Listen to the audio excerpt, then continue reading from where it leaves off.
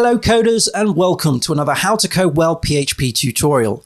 Today I'm going to be demonstrating how to replace values within an array using the array_replace function. So let's get into the code. The first thing that I need, of course, is an array. What we're going to do for this demonstration is create an array for a restaurant order. So let's say, for example, we have a variable called order. This variable is going to be an array, and this is going to be an order sent to the restaurant. So for example, perhaps they want to have a drink, and that drink is going to be Coke.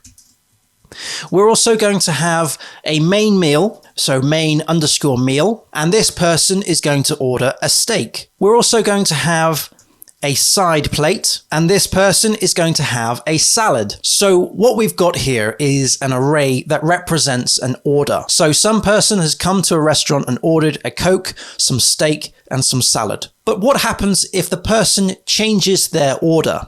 We need to replace the values within the array. And we do this using the array_replace function. Now, before I supply any arguments, let's just go to the documentation. As we can see, this can have many different arguments. The first one is an array.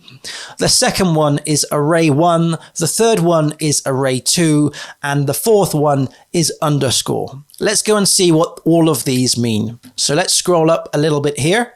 It says array_replace replaces the values of the first array with the same values from all the following arrays. If a key from the first array exists in the second array, its value will be replaced by the value from the second array. If the key exists in the second array and not the first, it will be created in the first array. If a key only exists in the first array, it will be left as is. If several arrays are passed for replacement, they will be processed in order, the later arrays overwriting the previous values. Array replace is not recursive. It will replace values in the first array by whatever type is in the second array. There's also a link here to the PHP documentation, which has more examples of this function. The first argument that we can supply is array. This is an array in which the elements are replaced. The second argument is array1, the array from which elements will be extracted. The second array is optional, and so is underscore. It returns an array or null if an error occurs. Before I go back to the code, I just want to mention that array2 and underscore means in this context that we can supply more than one array as a replacement. So let's go back to the code. So the first thing I need to do is supply the array that we would like to replace. In this case, it's order. Let's say the person who's made this restaurant order decides that in fact they don't want to have a Coke, in fact they want to have a beer.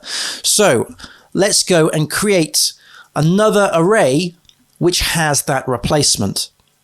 Now we're going to be using the keys to identify which element we're working on. In this case, we need to replace the drink.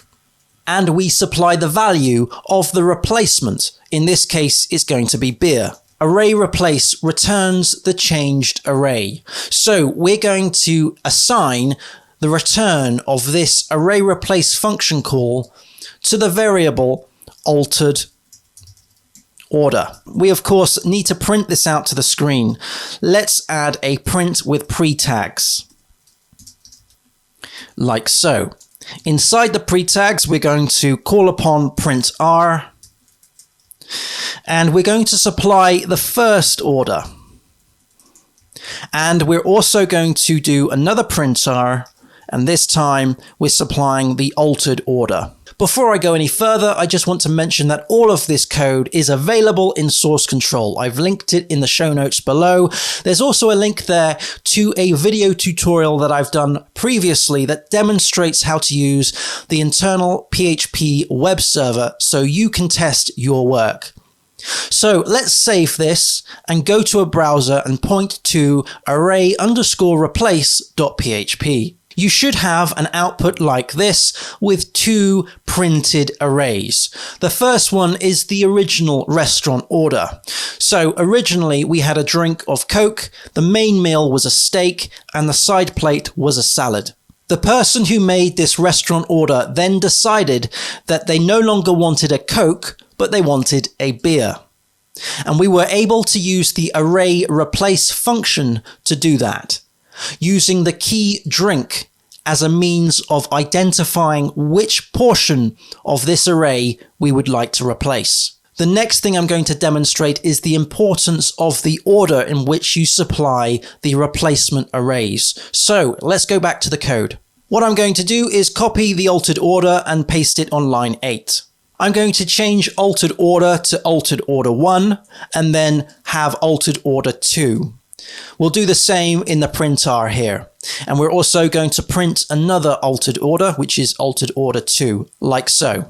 Perhaps this person is very indecisive and they don't know which drink they actually want. First of all, it was a Coke, then it was a beer.